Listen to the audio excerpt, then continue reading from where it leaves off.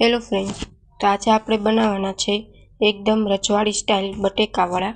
જો અંદરનો સ્ટફન તમે મારી રીતથી બનાવી લીધું ને તો બટેકાવડા ખૂબ જ ટેસ્ટી બનીને તૈયાર થશે। તો ચાલો બનાવવાનું શરૂ કરીએ। તો અહીં બટેકાવડા બનાવવા માટે સૌથી પહેલાં અહીં આપણે વડા બનાવી લેશું। તો તેના માટે અહીં મેં બટેકા છે તેને બોઇલ કરી લીધા છે અને ઠંડા થઈ ગયા છે આપણા બટેકા।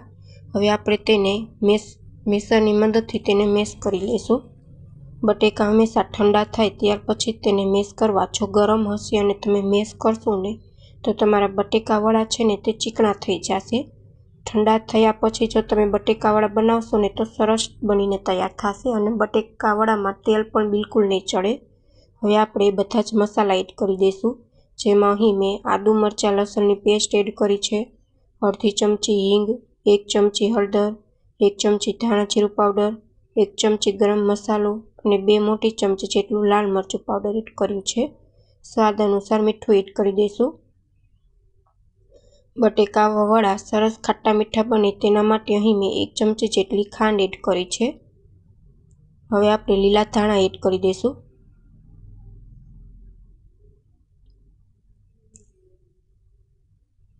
અહીં મેં લીંબુની રસની જગ્યાએ ઉપયોગ કર્યો છે, જે આપણે ખાટી મીઠી આંબલી ઘરે બનાવતા હોય છે તે 2 મોટી ચમચી એડ કરી છે।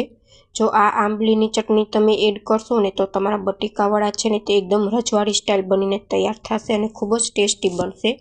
એકવારથી જરૂરથી ટ્રાય કરજો। તો આપણું સ્ટફન છે તે તૈયાર થઈ ગયું છે બટેકાવડા બનવા માટે અને તમે જોઈ શકો છો જરાય પણ ચીકણું નથી થયું। હવે હાથની મદદથી આપણે આવડી નાની કે મોટી સાઇઝમાં તમને જે પસંદ હોય તે સાઇઝમાં તમારે આવડા વડા છે તે બનાવી લેવાના છે। તો અહીં મેં મોટી સાઇઝમાં બોલ્સ છે તે બનાવીને તૈયાર કરી લીધા છે। હવે આપણે બેટર બનાવી લઈશું। તો અહીં મેં 2 બાઉલ જેટલો ચણાનો લોટ લીધો છે। હવે તેમાં સ્વાદ અનુસાર મીઠું, અડધી ચમચી હિંગ એડ કરી દઈશું અને અડધીથી ઓછી આપણે હળદર એડ કરી દઈશું। હળદર એડ કરવાથી બટાકાવડાનો કલર છે ને તે સરસ આવે છે। હવે થોડું પાણી એડ કરીને બિલકુલ લમ્સ ન રહે સતત હલાવીને આપણે બેટર છે ને તે એકદમ સ્મૂથ તૈયાર કરી લેશું। બેટર છે તે તમારે ગાળું રાખવાનું છે, બહુ આછું નથી બનાવવાનું।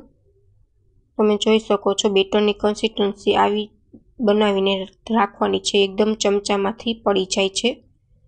હવે આપણું બેટર છે તે પણ પરફેક્ટ તૈયાર થઈ ગયું છે।